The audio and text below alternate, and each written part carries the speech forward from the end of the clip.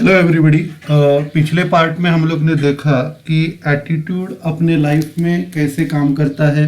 तो पिछले पिछले पार्ट में हम लोग ने देखा कि एटीट्यूड जो होता है, पॉजिटिव एटीट्यूड, वो 85% अपने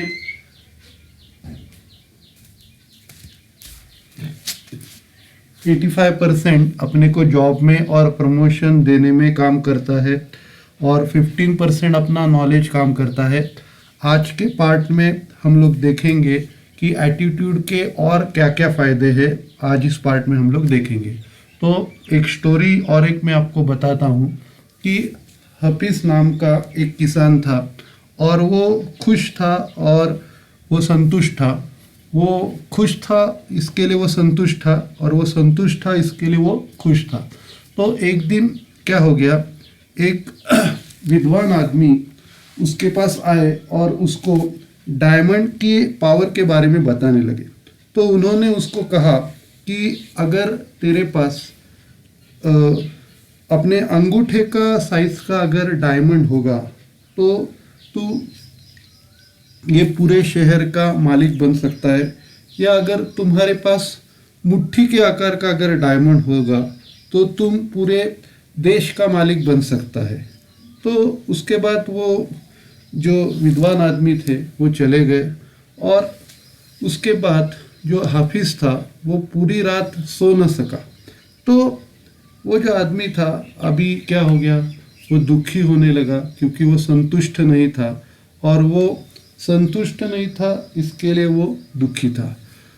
दूसरे दिन उसने क्या किया, उसने अपना जो खेत था वो बेचने का अरेंजमेंट किया। बाद में उसको उसके फैमिली को उसको फैमिली का पैसों का इंतज़ाम किया और वो उसने अपना शहर छोड़ा डायमंड ढूंढने के लिए। तो उसके बाद उसने पूरे अफ्रीका में ढूंढा डायमंड को, लेकिन उसको कहीं भी नहीं मिला। बाद में उसने यूरोप देखा, उधर भी उसको कुछ नहीं मिला और बाद में वो स्पेन में आया। तभी वो टूट चुका था, इमोशनली टूट चुका था, फिजिकली टूट चुका था, थक गया था और उसके पास पैसे भी नहीं थे आगे काम करने के लिए। तो उसने क्या किया, बार्सिलोनिया नदी जो है उसमें छलांग मारकर उसने खुदकुशी की। बाद में उसके घर में क्या हुआ, जो नया मालिक था जिसने उसके खेतों को खरीदा था वो अपने कैमल्स को पानी पिला रहा था उसके खेत के झरनों में से। तो उस टाइम क्या हुआ कि जो सूर्य की जो किरण आ रही थी वो एक पत्थर के ऊपर पड़ रही थी और पत्थर रेनबो जैसा चमक रहा था। तो उसने सोचा कि मैं क्या करता हूँ कि एक आध स्टोन जो है अपने लिविंग रूम में लाके रख देता हूँ। और उसने एक स्टोन लिया और उसने अपने लिविंग रूम में लाके रख दिया। तो उस दोपहर को ये जो विद्वान आदमी थे ये उसके पास आए और उसको पूछा कि हाफिज़ वापस आया क्या। तो नए आदमी ने पूछा नहीं। तो और आप ये ऐसा क्यों पूछ रहे हो।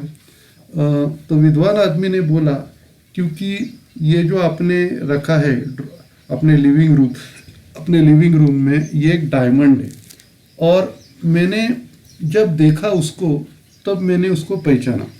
अभी जो आदमी है तो उसने कहा नहीं ये डायमंड नहीं है, ये सिर्फ ये पत्थर है जो मैंने अपने खेत के झरनों में से उठाया था और उसको रख दिया।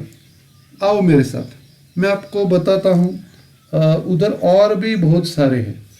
बाद में उन्होंने कुछ डायमंड्स उठाए और उन्होंने कुछ सैंपल्स एनालिसिस के लिए भेज दिए।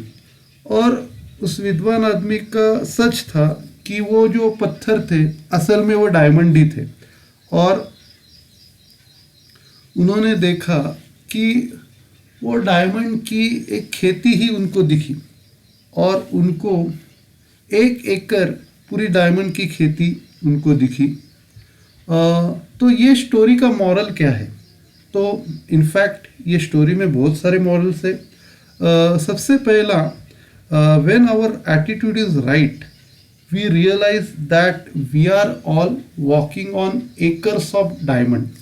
तो अगर अपना एटीट्यूड सही है तो अपने को लगता है कि हम लोग एक डायमंड के खेत में हम लोग चल रहे हैं और अपॉर्चुनिटीज है अपने कदमों के नीचे है। We don't have to go anywhere. Opportunity अपने पास ही है, अपने को दूसरी जगह जाने की ज़रूरत भी नहीं है जब अपना एटीट्यूड सही होता है। दूसरा, when we don't know how to recognise opportunity it could slap us on our face and we would still not be able to recognize it। अगर अपने को अपॉर्चुनिटी ढूंढने को नहीं आता तो वो अपने को तोड़ सकता है और